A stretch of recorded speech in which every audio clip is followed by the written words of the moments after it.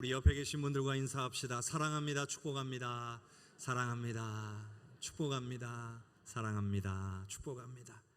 오늘 주님 앞에 나온 하나님의 귀한 백성들 위해 하나님의 크신 은혜와 사랑이 넘치게 부어지시기를 주님의 이름으로 축복합니다. 우리는 예수님을 구원자와 주인으로 믿는 사람들입니다. 그렇기 때문에 우리에게 가장 중요한 것은 믿음입니다. 가진 것이 없고 내가 세상에서 이룬 것 없어도 믿음이 있다면, 예수님을 믿는 믿음만 있다면 헛된 삶이라 말할 수 없을 것입니다. 그러나 가진 것도 많고 세상에서 이룬 것이 많아도 예수님을 믿지 않는 삶은 아무것도 없는 헛된 삶이다 라고 말할 수 있습니다.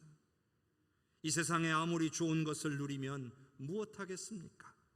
영원한 하나님 나라 천국에 들어갈 수 없다면 그 삶은 헛된 삶이 될 뿐인 것입니다. 그렇기 때문에 믿음을 갖는 것은 우리 인생에 있어서 그 무엇보다도 중요한 일입니다. 또한 그 믿음을 지키는 일 또한 중요합니다. 나아가서는 그 믿음의 진보를 이루는 것 또한 더욱 중요한 일이라 할 수 있는 것입니다. 사랑하는 성도 여러분, 여러분께서 가지고 계신 믿음은 정말 소중한 것입니다. 왜냐하면 예수님의 십자가의 피로 얻게 된 것이기 때문입니다. 예수님의 희생보다 이 세상에 더 큰 대가가 어디에 있습니까? 이렇게 귀하게 얻은 믿음인데 이 믿음을 지키는 일이야말로 우리의 인생 가운데 가장 중요하게 여겨야 할 일인 줄로 믿습니다. 그런데 이게요, 우리의 믿음을 지킨다라고 하는 게 저절로 되는 게 아니잖아요. 가만히 있으면 믿음이 유지되는 게 아니고 믿음이 점점 약해져요. 왜 그럴까요? 원수마귀가 가만히 두지 않기 때문에 그래요. 우리가 알아야 할 것은 원수마귀는 끊임없이 오늘 저와 여러분의 믿음을 흔들어 놓기 위해서 계속해서 공격한다는 겁니다. 그렇기 때문에 우리가 소극적으로 가만히 있으면, 소극적인 신앙생활을 하게 되면 믿음을 지킬 수가 없다는 겁니다. 왜? 오늘 우리가 어떻게 살아야 하느냐라고 할 때에 우리에게 하나님께서 주신 이 믿음을 적극적으로 지키기 위한 삶의 노력이 필요하다는 겁니다. 공격이 최선의 방어라는 말도 있지 않습니까? 믿음을 지키기 위해서는 적극적으로 믿음을 가지려고 해야 된다는 거예요. 즉 믿음의 진보를 위해서 더 힘써야 한다는 것을 뜻합니다. 그래야 우리는 우리의 믿음을 굳게 지킬 수가 있는 것이죠. 자, 그렇다면 우리 믿음의 진보는 여러분 어떻게 이루어지는 것일까요? 믿음의 성장을 표로 그려보면 마치 계단과 같은 모습을 나타냅니다. 아이들의 키가 자라듯이 신앙이 꾸준하게 성장하는 게 아니라 특별한 계기를 통해서 신앙은 갑자기 성장하는 경향이 있어요. 환난을 만나고 그 환난을 극복하는 과정에서 하나님의 은혜를 경험하게 되면 믿음이 훌쩍 자라게 되는 거예요.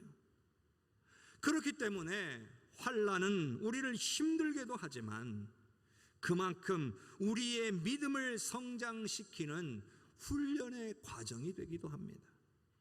또한 하나님의 역사를 체험할 수 있는 기회가 되기도 하는 것입니다.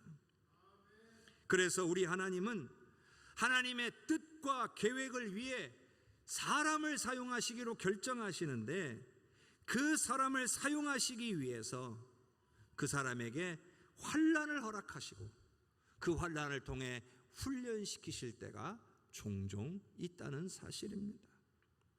예를 들자면 다윗의 경우가 그랬어요. 장차 왕이 될 사람으로 택함을 받아서 그에게 기름 부음이 임했습니다. 그러나 기름 부음을 받았다라고 무조건 왕이 되는 건 아니에요. 그 순간부터 왕이 되는 건 아닙니다. 왕으로서의 충분한 자격을 갖추지 않으면 안 된다는 거죠. 여러분, 자격 없는 사람이 왕이 되면 나라가 힘들어집니다. 예나 지금이나 똑같아요. 나라가 바른 길로 가고 있고 잘 가고 있으면 한 나라의 왕이나 대통령이 잘하고 있는 거예요. 나라가 힘들어지고 어려운 일들이 계속 생겨난다. 왕의 자격이 부족한 거예요. 더군다나 이스라엘은요, 어떤 나라입니까? 하나님만을 섬기고 하나님의 말씀대로 순종해야 되는 그런 나라입니다. 그런데 왕이 하나님께 순종할 준비가 안 돼 있으면, 왕이 하나님을 경외하지 못한다라고 하면 그 나라는 제대로 세워질 수가 없는 겁니다. 그래서 다윗은 훈련되어야 했습니다. 다윗은 도망자의 세월을 통해서 철저하게 훈련을 받고 하나님만을 경외하고 하나님만을 믿고 따르는 그런 왕으로 세워질 필요가 있었던 거예요. 환난은 다윗에게 있어서 믿음의 진보를 위한 훈련의 시간이었던 것입니다. 그리고 다윗은 그 훈련을 성공적으로 마치고 하나님께서 인정해 주실 만한 그런 믿음을 가진 왕으로 드디어 세워지게 되었던 겁니다. 성도 여러분, 이처럼 하나님의 영광을 위해서 쓰임받기 위해서는 믿음의 훈련이 반드시 필요하고 이것은 너무나 중요하다는 거예요. 오늘 저와 여러분이 하나님의 영광을 위해서 쓰임받으려면요, 믿음의 훈련이 필요합니다. 믿음에서 굳게 서가는 과정들이 있다는 거예요. 그것을 잘 감당해낼 때에 비로소 하나님의 영광을 위해 크게 쓰임받는 주의 자녀들이 될 줄로 믿습니다. 자, 오늘 본문 말씀을 보면 이스라엘 백성들에게 큰 위기가 찾아왔어요. 어찌 보면 가나안 땅에 들어와서 맞이하게 되는 최대의 위기라고 할 수 있을 거예요. 아모리 민족의 5 왕들이 연합해가지고 소위 아모리 연합군을 만들어서 이스라엘 백성들에게 싸움을 걸어온 거죠. 사실 엄밀히 말하면 이스라엘 백성들한테 싸움을 걸어왔다기보다는 기브온 사람들에게 싸움을 걸어온 거예요. 그런데 이 싸움이 기브온과의 싸움으로 끝나는 것이 아니라 결국 이스라엘 백성들과의 싸움으로 확대가 되어집니다. 자, 그런데 이 싸움은 그냥 단순히 가나안 땅을 정복하게 하는 과정에서 일어나는 싸움이냐, 그렇게만 볼 수가 없다는 거예요. 이스라엘이 하나님께서 원하시는 나라로 세워지기 위한 훈련의 과정이기도 했다는 겁니다. 그러니 우리는 이 말씀을 보면서 이스라엘 백성들과 여호수아가 이와 같은 싸움에 어떻게 대처했는지를 우리가 살펴보게 될 때에 우리는 거기서 큰 은혜를 받고 도전을 받을 수가 있는 거예요. 또한 그 과정을 통해서 우리도 살다가 힘들고 어려운 순간들을 만났을 때에 과연 우리가 어떻게 대처할 것인가, 오늘 우리는 이 말씀을 통해 깨닫는 귀한 은혜의 시간이 되기를 바랍니다. 여호수아 10장 6절과 7절을 함께 읽겠습니다. 기브온 사람들이 길갈 진영에 사람을 보내어 여호수아에게 전하되 당신의 종들 돕기를 더디하게 하지 마시고 속히 우리에게 올라와 우리를 구하소서.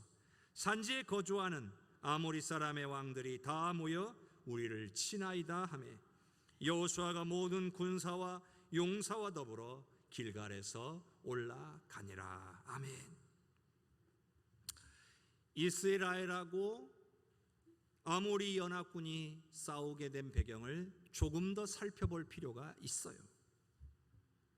자, 겉으로 보이는 것은 아모리 연합군이 기브온을 공격했기 때문이에요. 그런데 기브온을 공격하면 결국 이스라엘과 싸우게 될 것이긴 했어요. 그런데 기브온을 공격하는 일은 아모리 연합군에게 있어서 매우 중요한 일이었습니다. 왜냐하면 그 기브온이라고 하는 곳은 전략적이고 군사적인 요충지였기 때문이에요. 지금 이스라엘 백성들이 요단강을 건너와서 여리고성을 점령하고 아이성을 점령했단 말이에요. 이 소식이 퍼졌어요.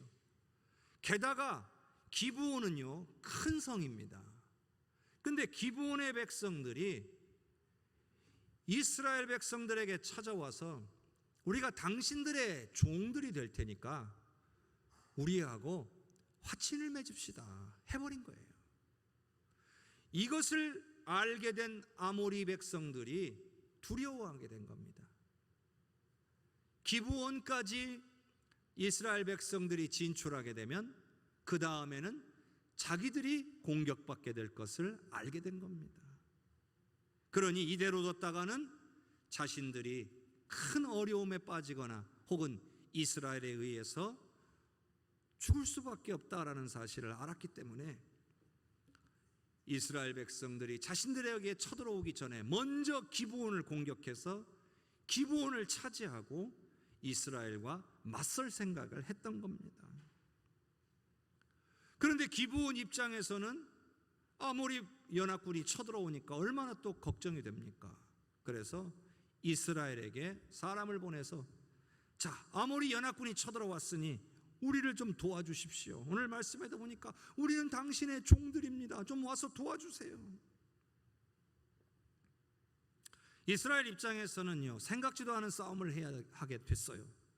그런데 가서 안 싸울 수가 없어요. 동맹을 맺었기 때문이죠. 그러나 부담스러워요.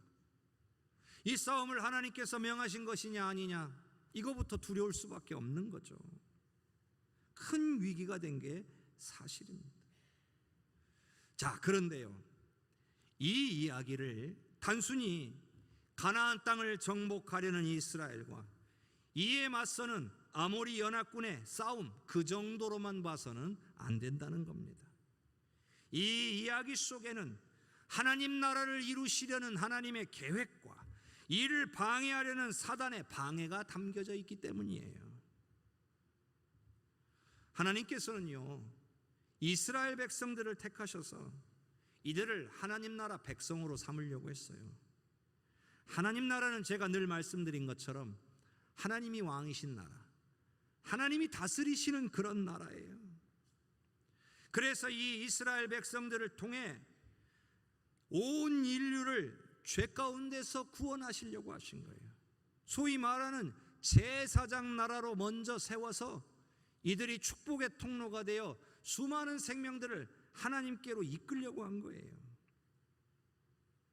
그런데 이러한 하나님의 계획을 방해하는 모든 일들은 다 뭐예요? 사단의 역사인 거예요. 아모리 연합군이 지금 이스라엘 백성들을 견제하고 공격하려고 하는 것은 하나님의 계획을 방해하려는 사단의 역사라는 말이에요. 일전에 애굽 땅에서 이스라엘 백성들이 나와서 이제 가나안 땅으로 가는 과정에 있었을 때에 르비딤이라는 골짜기에 아말렉이라고 하는 민족이 쳐들어왔어요. 그들은 그 이스라엘 백성들이 아말렉 옆을 지나간 것도 아니에요. 그들이 먼저 애굽에서 이스라엘 백성들이 나왔다는 소식을 듣고 그들을 죽이고 그들의 것들을 빼앗기 위해서 쳐들어온 거예요. 그래서 하나님이 이에 대해서 너무나 크게 진노하셨고 이 싸움에 물론 이스라엘 백성들이 이기게 되지만 그때 하나님이 이런 말씀을 하시죠. 내가 아말렉을 지면에서 쓸어버리겠다. 얼마나 화가 나셨으면 한 민족을 향하여 내가 쓸어버리겠다라고 선포까지 하셨을까요? 왜 그렇게 하나님이 진노하셨을까요? 그건 바로 온 인류를 죄 가운데서 구원하려는 하나님의 계획을 방해하는 사단의 역사이기 때문에 그래요. 성도 여러분, 원수 마귀는요 끊임없이 하나님의 사람들을 공격합니다.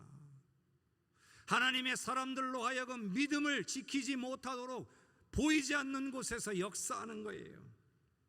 눈에 보이지 않아도 없는 게 아니에요. 하나님의 뜻을 이루는 도구로 쓰임받지 못하게, 우리의 믿음이 자라지 못하게 우리를 끊임없이 공격한다는 것을 기억할 수 있기를 바랍니다. 아모리 연합군은 하나님의 역사를 방해하는 사단의 무리예요. 이스라엘 백성들은 단순히 아모리 연합군과 싸우는 것이 아니라 하나님의 역사에 쓰임받지 못하도록 방해하는 원수마귀의 세력과 싸우는 거예요. 여러분, 우리의 삶에도 같은 일들이 일어난다는 것을 알아야 합니다. 우리 삶에는 수많은 일들이 일어나죠. 그런데 그 많은 일들 가운데에 특별히 우리의 믿음을 흔들어 놓고 우리를 낙심하게 만드는 일이 있다면 그건 바로 사단의 역사, 원수마귀의 방해입니다. 우리는 이것을 분별할 수 있어야 합니다. 물론 모든 환난이 다 원수마귀의 역사다 이렇게 말할 수는 없어요. 그렇지만 적어도 우리의 믿음이 흔들리고 있거나 우리가 낙심하여 있게 된다면 원수마귀에게 공격받고 있다라고 하는 것만은 분명하다는 것을 깨달아야 합니다. 자, 우리는 어떻게 해야 될까요? 우리를 공격하는 원수마귀의 역사 앞에서 우리는 어떻게 대처하고 살아야 할까요? 여호수아 10장 8절을 함께 읽어보겠습니다. 그때 여호와께서 여호수아에게 이르시되 그들을 두려워하지 말라. 내가 그들을 네 손에 넘겨주었으니 그들 중에서 한 사람도 너를 당할 자 없으리라 하신지라. 아멘. 성도 여러분, 우리에게는 모든 원수마귀의 공격을 이기게 하실 주님이 계심을 믿으시기를 바랍니다. 하나님께서는 여호수아에게 찾아오셨어요. 그리고 말씀하시기를 아모리 연합군에 대해 두려워하지 말아라. 내가 여호수아 너의 손에 적들을 넘겨주었고 그 누구도 너를 이기지 못할 것이다. 이렇게 말씀하셨어요. 여러분, 이게 무슨 뜻입니까? 하나님께서 이 싸움에 함께 하시겠다는 거죠. 아니, 더 정확히 말한다면 이건 하나님의 싸움이라는 거예요. 이스라엘과 아모리의 싸움이 아니라 원수마귀에 대적하는 하나님의 싸움이라는 거예요. 그러니 하나님께서 앞장서 가시며 이 싸움을 싸워 이겨내시겠다는 겁니다. 여러분, 이 말씀이 여호수아에게 얼마나 큰 힘이 되었겠습니까? 하나님께서 함께 하시겠노라고, 그리고 승리하게 해주시겠다고 약속하셨기 때문이에요. 사실 두려운 일입니다. 아모리의 연합군이 그렇게 약한 군대가 아니에요. 지금 성읍 2개 점령했다고 그들의 힘이 대단한 게 아니에요. 아모리에 대해서 정보도 없어요. 그런데 맞서 싸워야 한다라고 할 때는 두려울 수밖에 없는 거죠. 그런데 하나님께서 찾아오셔서 네 손에 저들을 붙여줄 거고 너희가 이기게 될 거다, 내가 싸워서 이겨줄 거다라고 말씀하고 계시는 거예요. 사랑하는 성도 여러분, 우리도 마찬가지죠. 하나님께서 우리와 함께 해주시겠다, 우리에게 승리를 주겠다 약속하신다면 우리 역시도 큰 힘을 얻고 담대히 환난에 맞서게 될 줄로 믿습니다. 그러니 우리는요, 어떻게 해야 됩니까? 하나님의 음성에 귀를 기울여야 돼요. 우리가 나를 향하신 하나님의 음성을 듣게 된다면 우리 안에 있는 근심과 두려움이 떠나가게 될 것입니다. 마음의 기쁨과 평안이 찾아오게 될 겁니다. 환난을 맞설 힘과 담력을 얻게 될 줄로 믿습니다. 혹시 우리 가운데에 지금 감당하기 힘든 어려운 환난 가운데 계신 분들이 있습니까? 여러분은 그 환난을 지금 어떤 방법으로 해결하려 하고 계십니까? 과거에 큰 환난을 당했던 분들이 계십니까? 그때의 그 환난을 어떻게 해결하려고 하셨습니까? 하나님께 모든 것을 맡기고 구하셨습니까? 지금 하나님께 모든 것을 맡기고 구하고 계십니까?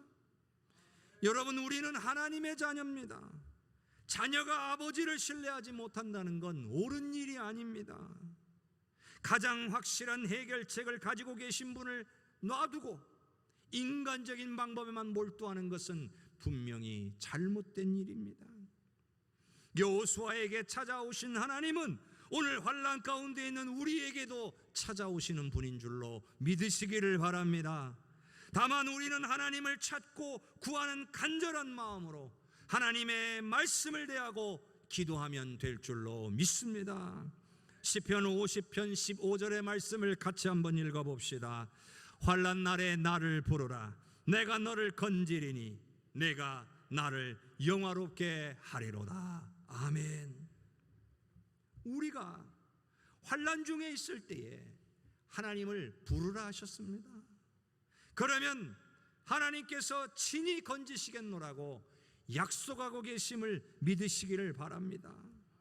그리고 하나님께서 왜 이렇게 부르짖는 자, 환난 가운데 부르짖는 자에게 응답하시느냐?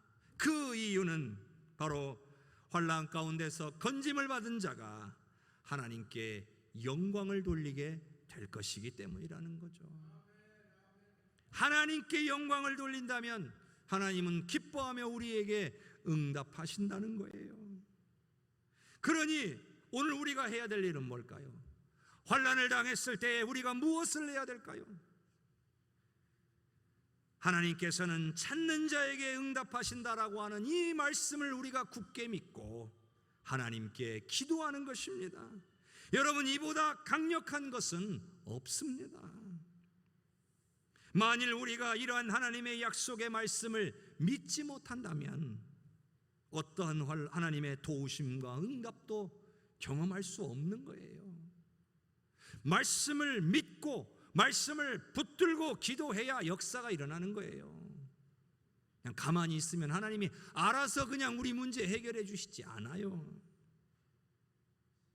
환난을 당하게 될 때에 인간적인 방법만 동원하다가 잘못되면 아이고 이거 어쩔 수 없구나, 또 혹시라도 잘 되면 아이고 다행이다.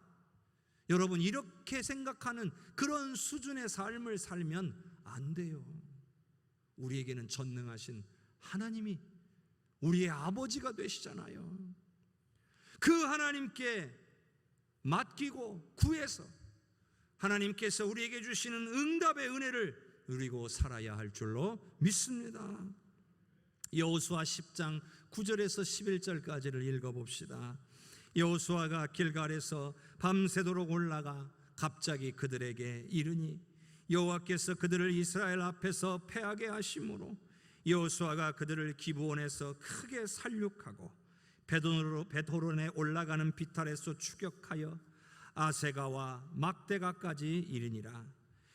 그들이 이스라엘 앞에서 도망하여 베토론의 비탈에서 내려갈 때에 여호와께서 하늘에서 큰 우박덩이를 아세가에 이르기까지 내리심에 그들이 죽었으니 이스라엘 자손의 칼에 죽은 자보다 우박에 죽은 자가 더 많았더라. 아멘.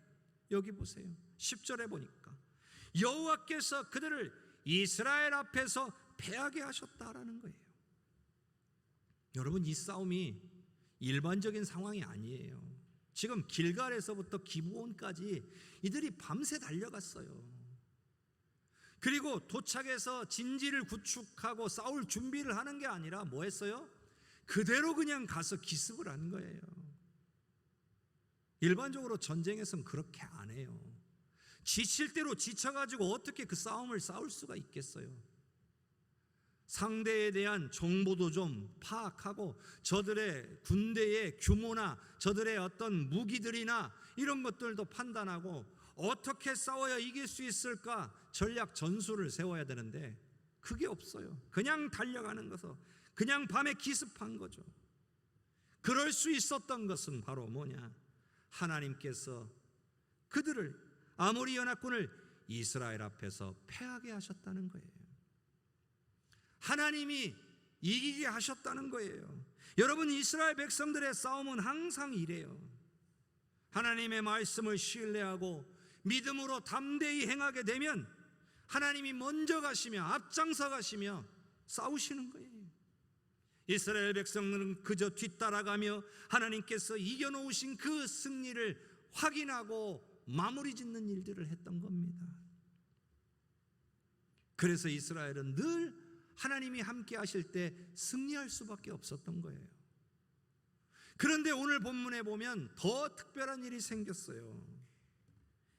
연합군이 싸움에서 패하기 시작하니까 그들은 이제 도망치기 시작했습니다. 기브온에서 패퇴해서 이제 자기네 성 쪽으로 도망치기 시작한 거예요. 그런데 하나님께서 이때 큰 우박덩이를 하늘에서 내리셨어요. 놀라운 것은 이스라엘 백성들의 칼에 죽은 숫자보다 이 우박덩이에 맞아 죽은 숫자가 더 많았다는 겁니다. 여러분, 이게 무슨 뜻입니까? 이 싸움을 하나님이 시작하셨고 하나님께서 마무리 지으셨다는 거죠. 그리고 이스라엘 백성들의 칼에 죽은 숫자보다 하나님의 내리신 우박덩이에 맞아 죽은 숫자가 더 많았다는 것은 이 싸움은 이스라엘의 승리가 아니라 하나님의 승리인 것을 이야기하고 있는 거예요. 전쟁에 참여한 이스라엘 백성들은 이걸 인정할 수밖에 없습니다. 우리가 이겼다가 아니라 하나님이 승리하셨다 고백할 수밖에 없는 것이고요. 하나님께서 말씀하신 대로 이루어지는 것이구나 확인하게 되는 겁니다. 그들이 한 것은 하나님께서 말씀하셨으니까 믿음으로 담대히 전쟁에 임했을 뿐인데 이 모든 싸움을 하나님이 주도하시고 하나님께서 승리하신 거예요. 이것이 이스라엘 백성들에게 어떤 영향이 미쳤을까요? 하나님에 대한 철저한 신뢰, 믿음 위에 굳게 서는 역사가 일어나게 된 줄로 믿습니다.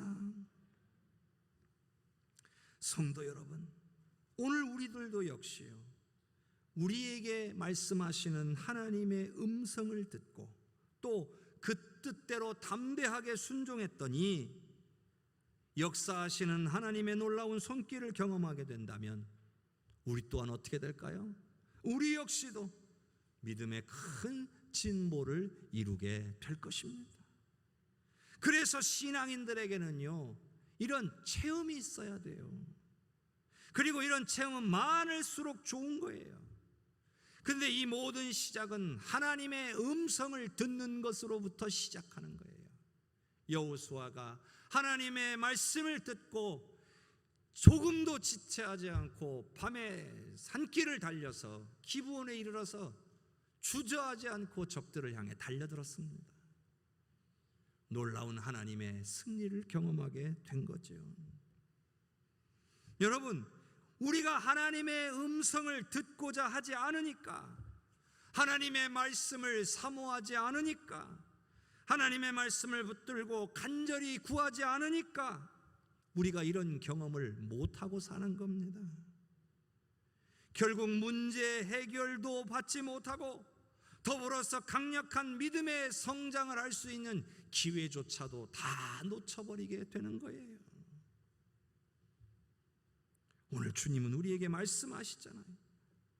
환난 중에 하나님을 찾는 자들에게 응답하시겠고 역사하시겠노라고 우리에게 말씀하고 계심을 믿으시기를 바랍니다. 그러니 우리는 적극적으로 주님을 찾고 주님의 음성에 귀 기울이면 되는 거예요. 예레미야 29장 12절과 13절을 함께 읽겠습니다. 너희가 내게 부르짖으며 내게 와서 기도하면 내가 너희들의 기도를 들을 것이요 너희가 온 마음으로 나를 구하면 나를 찾을 것이요 나를 만나리라. 아멘. 이 말씀을 믿으시기를 바랍니다. 여러분, 성경에는 이런 말씀들이 매우 많아요. 여러분, 이 말씀이 그냥 하나님이 예의상하는 말이라면 혹은 그냥 말뿐이라면 이런 말씀들이 성경에 많이 기록되어 있을 이유가 없어요. 그런데 이와 같은 말씀들이 계속해서 나오는 이유가 뭐겠습니까? 사람들이 잊어버리기 때문에 그래요. 사람들이 이런 하나님의 말씀을 믿지 못해서 그러는 거예요.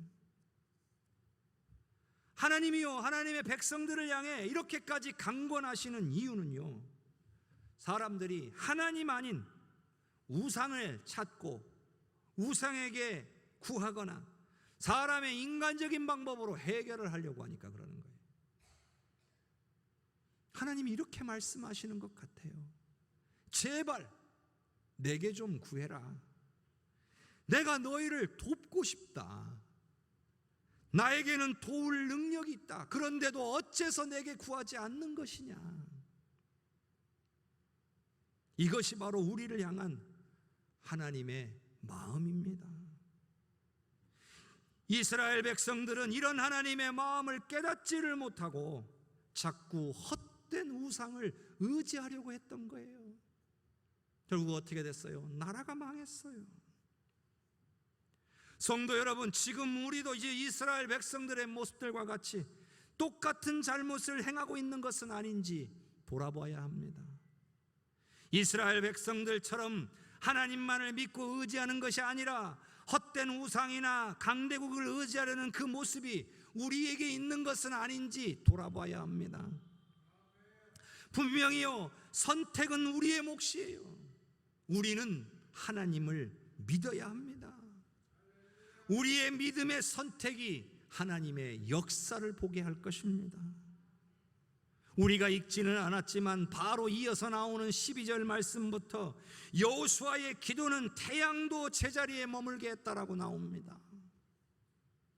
그것이 어떻게 일어났는지 과거로 설명할 길이 없습니다. 그러나 그 일은 일어났고, 그래서 그 기간 동안 이스라엘은 엄청난 승리를 경험할 수 있었다는 거예요. 어떻게 그러한 일에 매여 있으면 우리는 아무런 역사도 못 봅니다. 인간적인 생각과 판단으로 아유 그런 일이 어떻게 일어나, 그건 있을 수 없는 일이야, 이렇게 생각하면 아무것도 경험할 수 없습니다. 여러분, 우리의 생각과 판단이 얼마나 대단하다고 생각하십니까? 우리는 연약하고 부족한 존재들이에요. 그런데도 우리의 생각과 판단으로 하나님을 측량하려고 하는 거예요. 환난 앞에서 내가 볼 때 이건 안 되는 거야 라고 판단한다는 것은, 이것은 하나님을 판단하는 어리석은 모습인 거예요. 내 눈에는 불가능하게 보여도 우리 하나님은 얼마든지 하실 수 있음을 믿으시기를 바랍니다. 예를 들어 의사가 가망없다라고 말해도 우리 하나님 못 고치시는 게 아니라는 것을 믿으시기를 바랍니다. 중요한 것은 믿음입니다. 우리의 믿음이 이기는 겁니다. 하나님을 향한 우리의 믿음이 원수 마귀의 방해를 물리치게 할 것입니다. 하나님을 향한 믿음이 오늘 우리로 모든 환난을 이기고 승리케 할 줄로 믿으시기를 바랍니다. 사랑하는 성도 여러분, 우리 하나님의 음성에 귀 기울이십시오.